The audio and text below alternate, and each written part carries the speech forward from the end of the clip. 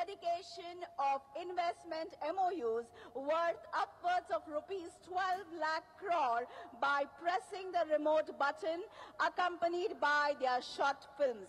I request the Honorable Prime Minister to kindly do us the honors.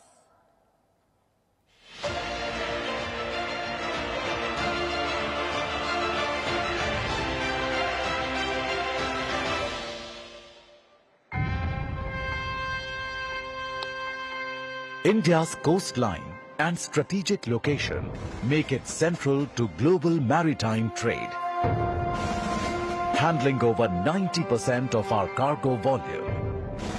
The sector is a cornerstone of economic growth.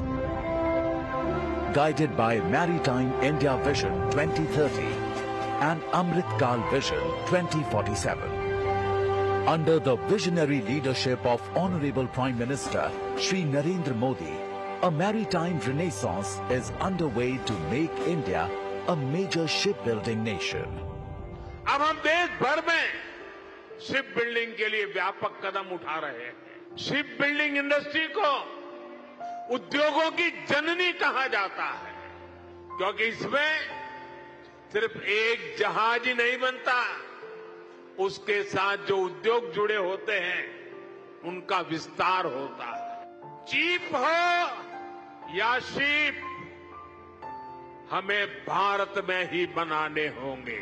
Government of India has launched a shipbuilding reform package of about 70,000 crore rupees, which focuses on 4 strategic pillars: financial support, long-term financing, infrastructure modernization, and policy reforms. These reforms are expected to unlock 4.5 million gross tonnage shipbuilding output per annum, Attract 4.5 lakh crore rupees investment and generate 3 million jobs, positioning India as a global shipbuilding powerhouse. Global confidence is surging, reflected in recent landmark partnerships. CMA CGM ordering vessels from Cochin Shipyard. HD Queso and Cochin Shipyard launching ship block fabrication facility in Kochi. Cochin Shipyard and DP World developing offshore fabrication and ship repair clusters. Swan DHI and Samsung Heavy Industries collaborating. Acquisition of Colombo Dockyard by Masgaon Dock. Today, the Honorable Prime Minister dedicates a suite of transformative initiatives to the nation. Shipping Corporation of India, expansion of fleet to 216 vessels by 2047. Launch of India's own Bharat Container Shipping Line with 51 container vessels. Oil and gas vessel orders worth 47,800 crore rupees. Green Tug Program. Acquisition of 100 eco-friendly tugs worth 12,000 crore rupees by 2040. Dredging Corporation of India. Acquisition of 11 dredgers. That is a total acquisition of 437 vessels, boosting the domestic shipping and shipbuilding ecosystem. India is entering a new era of maritime self-reliance and global leadership. This is Maritime Amrit Kal, India's global maritime future.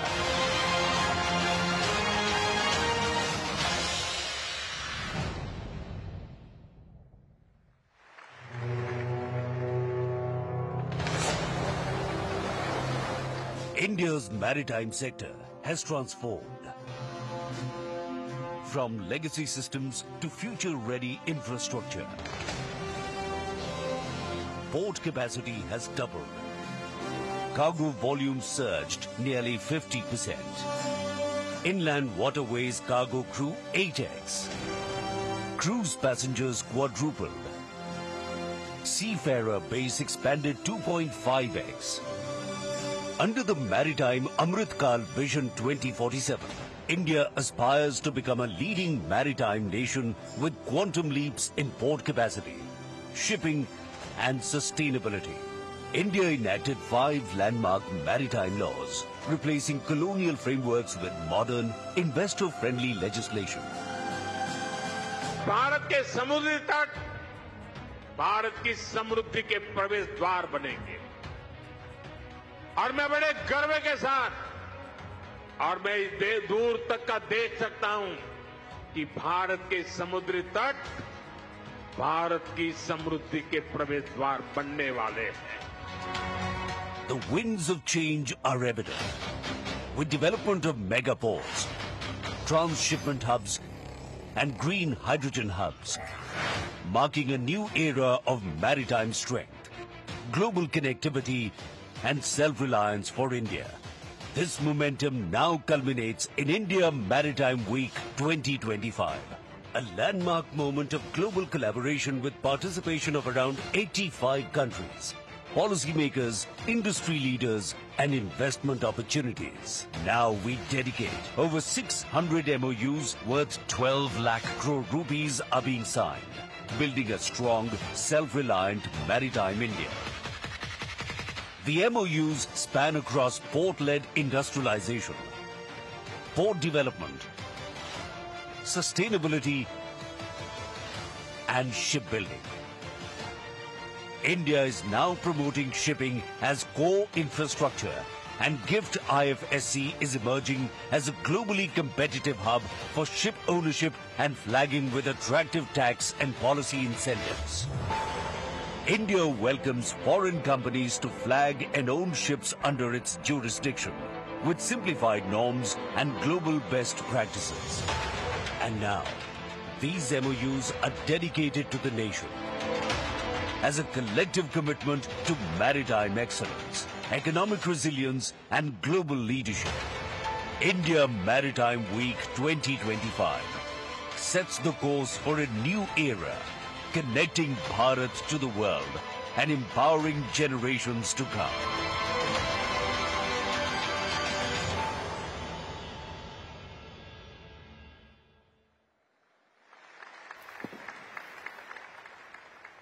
Ladies and gentlemen, it is a matter of immense pride and great privilege to have with us a man who embodies the spirit of progress, exemplifying the extraordinary and excellence in every true sense of the word, leading the way forward in development with his active contribution as we stand at the threshold of a new chapter for the nation.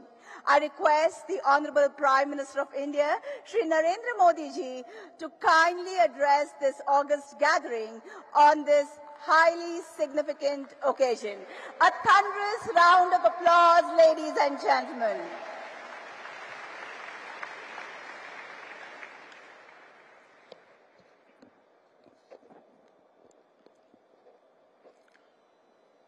Maharashtra के governor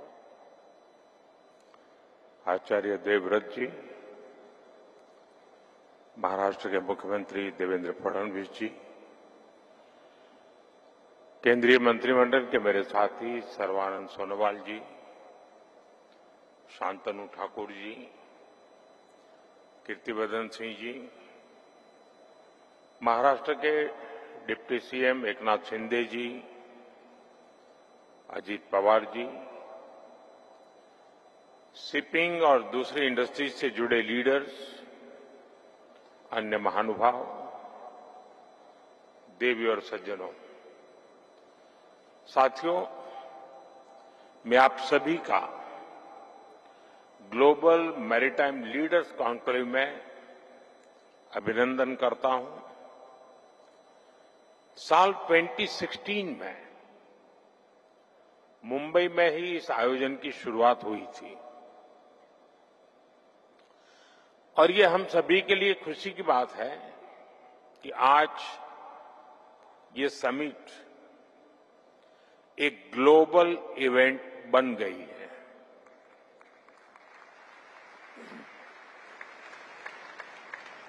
आज यहां इस कार्यक्रम में दुनिया के 85 से अधिक देशों की भागीदारी ये अपने आप में एक बहुत बड़ा मैसेज दे रही है। शिपिंग जायंट्स, उसके सीईओ से लेकर स्टार्टअप्स तक और पॉलिसी मेकर से लेकर इन्वेस्टर्स तक इस समय सभी यहां मौजूद हैं। स्मॉल आइलैंड नेशंस के प्रतिनिधि भी यहां उपस्थित हैं। आप सभी के विजन से इस समिट की सिनर्जी और एनर्जी दोनों बढ़ा दी है। साथियों, अभी यहां शिपिंग सेक्टर से जुड़े कई प्रोजेक्ट्स का शुभारंभ हुआ है। शिपिंग सेक्टर में हुए लाखों करोड़ रुपए के एमओयूज भी जारी हुए हैं। ये दिखाता है कि भारत के मैरीटाइम सामर्थ्य पर दुनिया का कितना विश्वास है। इस आयोजन में आपकी उपस्थिति हमारे कॉमन कमिटमेंट का प्रतीक है। साथियों, 21वीं सदी के इस कालखंड में भारत का मैरीटाइम सेक्टर तेज गति और ऊर्जा के साथ आगे बढ़ रहा है। खासकर साल 2025 भारत के मैरीटाइम सेक्टर के लिए बहुत अहम साल रहा है। मैं इस वर्ष की कुछ खास उपलब्धियों का जिक्र आपके बीच करना चाहता हूं। विजिंजम पोर्ट के रूप में भारत का पहला deep water international transshipment hub अब ऑपरेशनल हो चुका है।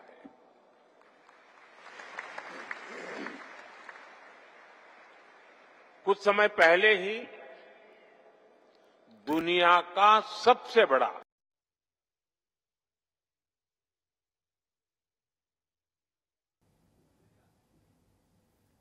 कंटेनर वेसल वहां पहुंचा। ये हर भारतीय के लिए गर्व का क्षण था। साल 24-25 में भारत के मेजर पोर्ट्स ने अब तक का सबसे अधिक कार्गो हैंडल करके भी नया रिकॉर्ड बनाया है। इतना ही नहीं, पहली बार किसी इंडियन पोर्ट ने megawatt scale indigenous green hydrogen facility शुरू की है।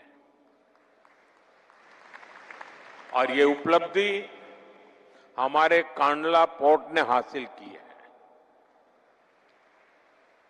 एक और बड़ा काम हुआ है जेएनपीटी में।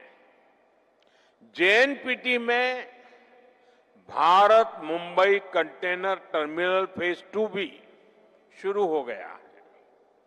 इससे इस टर्मिनल की हैंडलिंग कैपेसिटी 2 गुनी हो गई है और ये भारत का सबसे बड़ा कंटेनर पोर्ट बन गया है।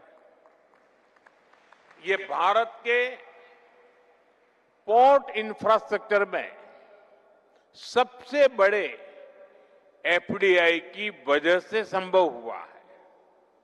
इसके लिए मैं आज सिंगापुर के अपने साथियों का भी विशेष आभार व्यक्त करता हूं। साथियों, इस साल भारत के मैरीटाइम सेक्टर में नेक्स्ट जनरेशन रिफॉर्म्स के लिए भी बड़े कदम उठाए हैं। हमने 100 साल से ज्यादा पुराने कॉलोनियल शिपिंग लॉज को हटाकर 21st सेंचुरी के मॉडर्न और फ्यूचरिस्टिक लॉज लागू किए हैं। ये नए कानून स्टेट मैरीटाइम बोर्ड्स को एम्पावर करते हैं, सेफ्टी और सस्टेनेबिलिटी को बल देते हैं और साथ ही पोर्ट मैनेजमेंट में डिजिटलाइजेशन का भी विस्तार करते हैं। साथियों, द मर्चेंट शिपिंग एक्ट में हमने भारतीय कानून को इंटरनेशनल कन्वेंशन के साथ ग्लोबली अलाइन किया है। इससे सेफ्टी का भरोसा बढ़ा है, ईज ऑफ डूइंग बिजनेस को बेहतर बनाने में मदद मिली है, सरकार का दखल कम हुआ है। मुझे विश्वास है इन प्रयासों से आपका, हमारे इन्वेस्टर्स का कॉन्फिडेंस भी और अधिक बढ़ेगा। साथियों, द कोस्टल शिपिंग एक्ट को इस तरह तैयार किया गया है कि ट्रेड और आसान हो सके। ये सप्लाई चेन सिक्योरिटी को मजबूत करता है, साथ ही इससे भारत की लंबी कोस्टलाइन पर बैलेंस डेवलपमेंट सुनिश्चित करेगा। ऐसे ही one nation one port process port से जुड़े प्रोसीड्यूर्स को भी स्टैंडर्डाइज करेगा और डॉक्यूमेंटेशन का काम भी काफी कम हो जाएगा। साथियों, शिपिंग सेक्टर के ये रिफॉर्म्स एक प्रकार से बीते एक दशक की हमारी रिफॉर्म जर्नी का कंटिन्यूएशन है। अगर हम पिछले 10-11 वर्षों को देखें तो भारत के मैरीटाइम सेक्टर में जो परिवर्तन आया है वो ऐतिहासिक है। मैरीटाइम इंडिया विजन के तहत 150 से अधिक नए इनिशिएटिव शुरू किए गए हैं। इनसे मेजर पोर्ट्स की कैपेसिटी लगभग दोगुनी हुई है, टर्न अराउंड टाइम में भारी कमी आई है, क्रूज टूरिज्म को भी नई गति मिली है। आज इनलैंड वाटरवेज पर कार्गो मूवमेंट में 700% से ज्यादा बढ़ोतरी हुई है। ऑपरेशनल वाटरवेज की संख्या 3 से बढ़कर 32 हो गई है। हमारे पोर्ट्स का नेट एनुअल सरप्लस भी एक दशक में 9 टाइम्स इंक्रीज हुआ है।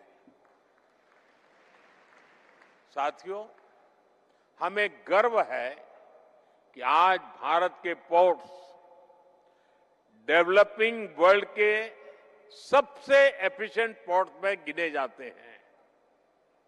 कई मामलों में तो वो डेवलप वर्ल्ड के पोर्ट से भी बेहतर प्रदर्शन कर रहे हैं। लोकशाही मराठी ऐका, पहा, जागरूक रहा।